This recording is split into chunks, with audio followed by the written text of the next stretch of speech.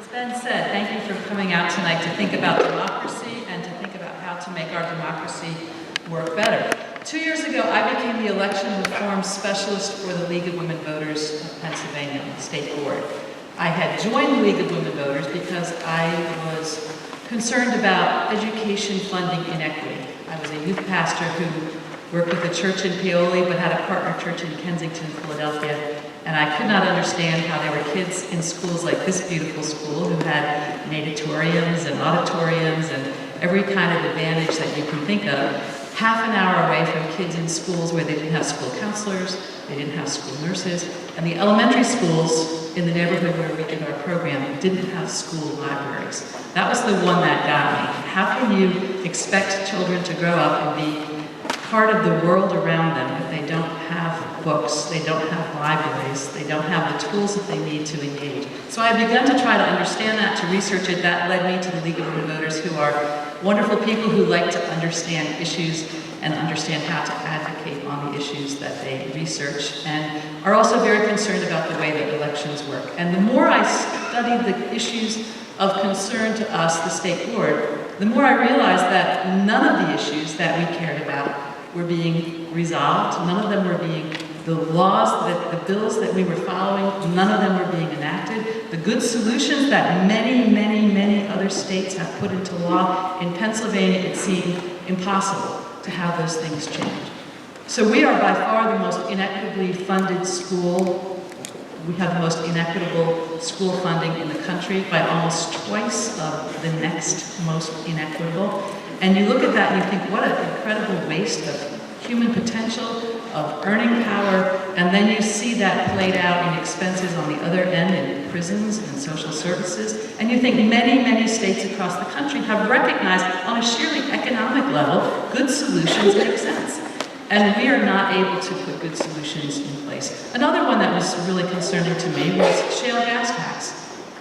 Pennsylvania has been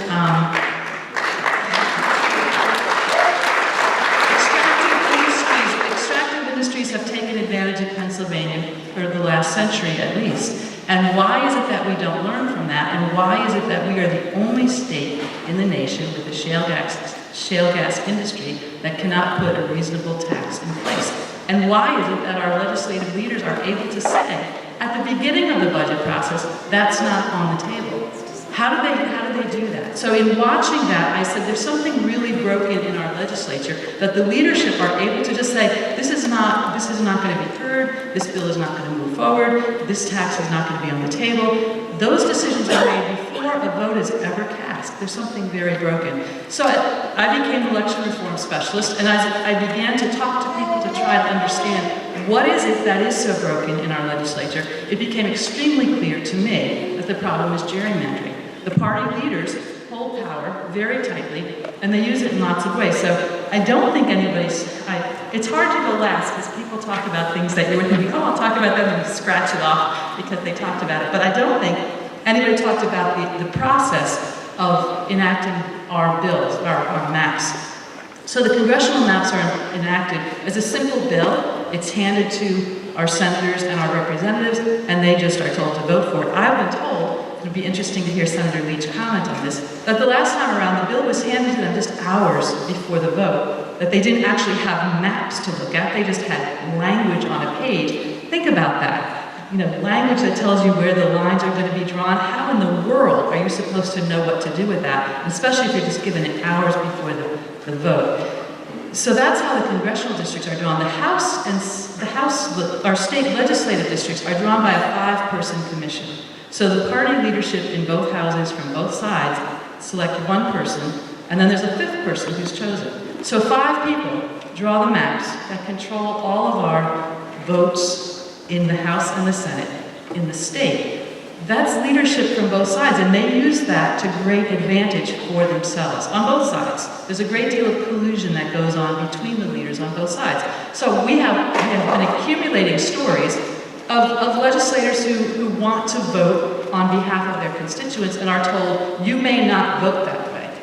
They're told, we will X you off the map if you do, and I can show you, if I had slides, townships that once had a representative representing their township. That representative voted on behalf of his people, and was that actual district moved to the other side of the state when redistricting happened. So there are lots of stories about how this is used in a punitive way against legislators who try to do what they consider to be the right thing. And it's a form of power that's held very tightly by leadership on both sides. So this needs to change. How is it going to change? A year and a half ago, a group of folks, there were folks from Common Cause PA, League of Women Voters, who had been looking at bills, talking about the best way to move forward. There was a bill in the Senate that would introduce an independent commission. No other nation, no other democracy in the world allows legislators to be involved in the drawing of their own district lines. So any good government analyst will tell you this is a conflict of interest. Legislators should not have any part in this activity. So we were looking for bills that would create an independent commission. There was one last time. Senator Vascola had introduced a bill that we were following, and then Representative David Parker, a Republican from Monroe County, introduced a very, very similar bill. So we began to support both of them. As you've heard, a year ago, nobody was remotely interested. There was no possible way that any of this was going to move. I called many reform advocates from around the country, people who had been successful in California, people who were getting good traction in Ohio, people who were involved in reform efforts in Florida. Everyone I talked to said, absolutely, independent commission is the right way to go. It will never happen in Pennsylvania. And I would stop. How can you say reform will not happen in Pennsylvania? And they would say you don't have initiative and referendum, and your party leadership will never give up power. The further I went into it, the more I realized there's a great deal of truth to that. There's a great opposition to reform in Pennsylvania, and people who are too ambitious for reform often get voted out or X'd out or moved out before they can get enough influence to accomplish any kind of change. So that was last year. I spent a lot of time talking. We formed Fair Districts PA in January of 2016. Barry Kaufman of Common Cause PA and I were the co-chairs throughout last year. We put together a PowerPoint. We talked to some legislators. We didn't get very far, and it felt fairly fruitless. In August, there was an informational meeting in Bethlehem, and 100 people showed up on a very hot summer night, and I thought, that something's going on here. Something is happening. And what I realized is there were people across the state who were feeling, we are not part of the process. We had had a primary where the candidates on both sides felt like we had not had a say in who those candidates were. People had looked at the primaries and our state legislative primaries and really seen no choice. And people were beginning to feel there's something a little wrong here. And that sense began to build through the fall. And by October, I had people emailing me through our website saying, I want to find out more about what you're doing. And by November, it exploded. So we went from 3 volunteers last October. We have more than 300. We have no idea how many volunteers we have now because we're growing too fast. We went from a couple thousand names on our email list that had been gleaned from Common Cause PA and the League of Women Voters, Pennsylvania Council of Churches, a few other organizations that were part of us. That has exploded. So this session, what happened with the bills from last time is in November, after the election, we were invited, some of the Fair Districts PA folks, allies, were invited to meet with some representatives and some senators and some policy staffers to look at the 2 bills we had been supporting and to talk, to say, what have we learned? What can we do? What do we know? What are the questions? What's the pushback? So Ben was one of those that was invited to the room, Ben Geffen, representing the Public Interest Law Center, but also as one of our Fair Districts PA allies. I was one of those. Barry Kaufman was one of those. And so we had these great conversations, several hours at a time, about what would a really, really strong bill look like? What are the safeguards that you can put in place? How would you create a commission that was fair, that was representative, that would be hard to game? Because anything you do in Pennsylvania, immediately people say, oh, we could rig that, we could hack that, we could, that's the first thought anybody has, is how would you do that?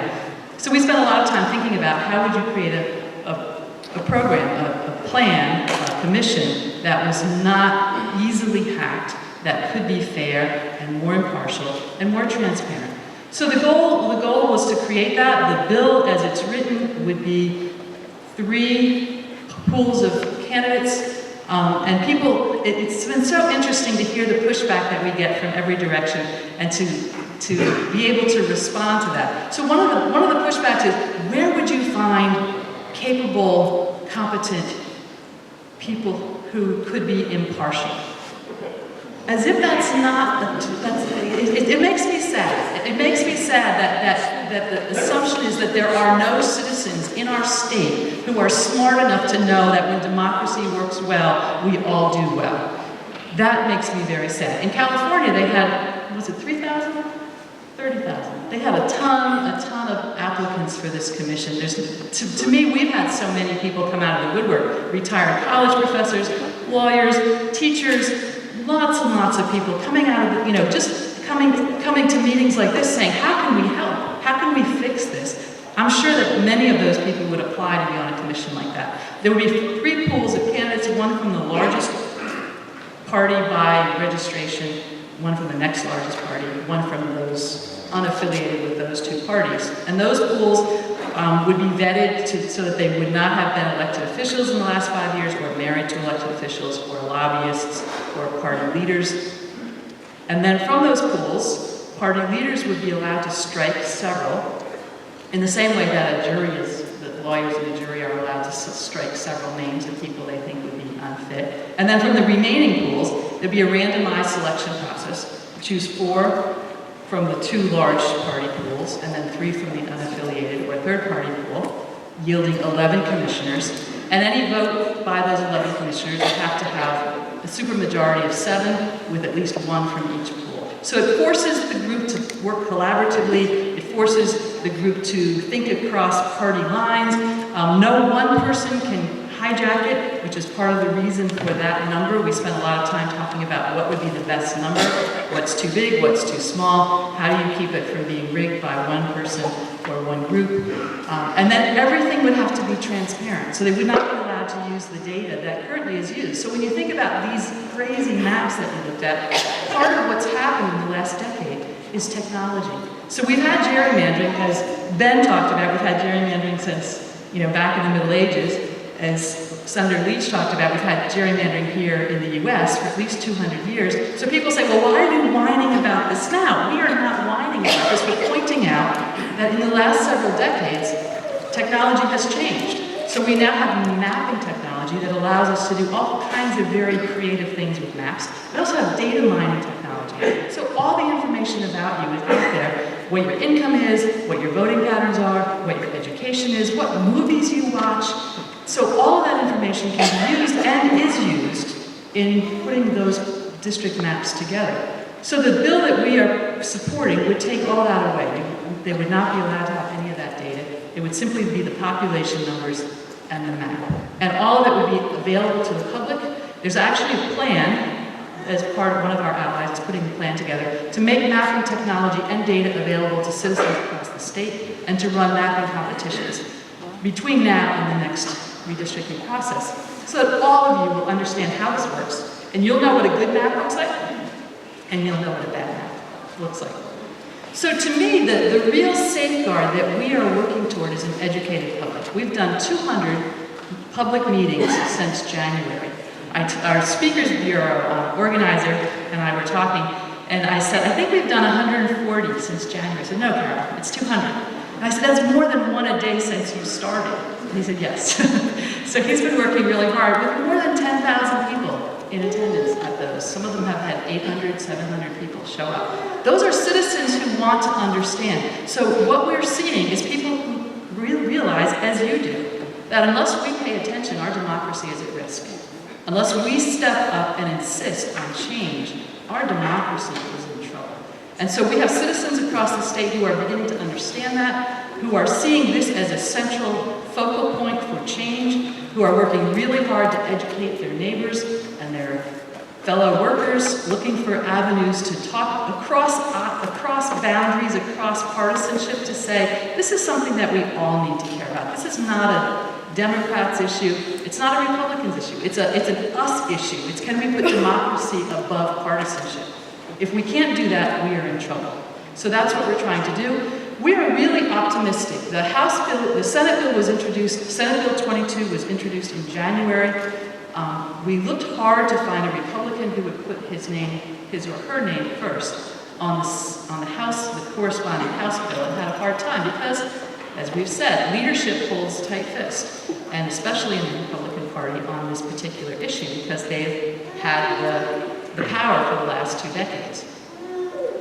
So Representative Steve Samuelson, a Democrat from the Lehigh Valley, agreed to take the lead on it. He was part of our redraft conversations. He understands the bill backward and forward. He agreed to be the primary sponsor. And Eric Rowe from Chester County, Representative Eric Rowe, he's a freshman Republican, did a wonderful job of reading the bill and calling and asking questions and saying, now, I'm getting pushback on this, I'm getting pushback on that. Can you explain why this is written the way it is? And by the time we were done talking, he said, I think it's a really good bill. I think it makes a lot of sense. I'm happy to defend it, and I'm happy to be the primary co-sponsor. That bill was, the co-sponsor memo was put out. The next, I forget the exact date, but by the next day, 50 representatives had signed on to it because we have folks around the state, Fair Districts folks and others, who had been contacting their legislators saying, please support this bill before the bill was available. So when the bill became available, 50 signed on, and by the time it was introduced 2 weeks later, there were 87 names on it. Now there are 92. So we're very excited that there's a lot of...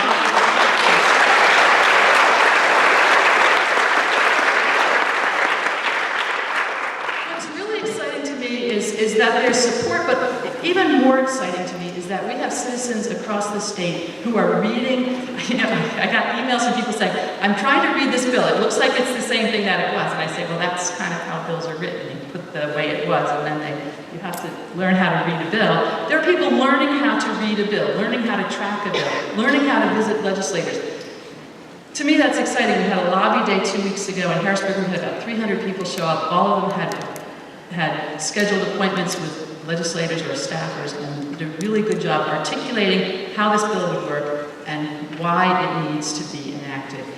So to me, the best thing that we can do is to engage in our democracy, encourage others to engage in democracy, and to say we want a change that makes every vote count, that makes every race competitive, that makes our legislators accountable, and makes our legislation able to enact good solutions to the problems that trouble us. There's a few ways that you can engage. I'm going to say them now. I know there's going to be questions, but we do have a group here in Montgomery County that's very actively at work. One of the things they're doing is inviting county commissioners or township supervisors to pass resolutions supporting this reform.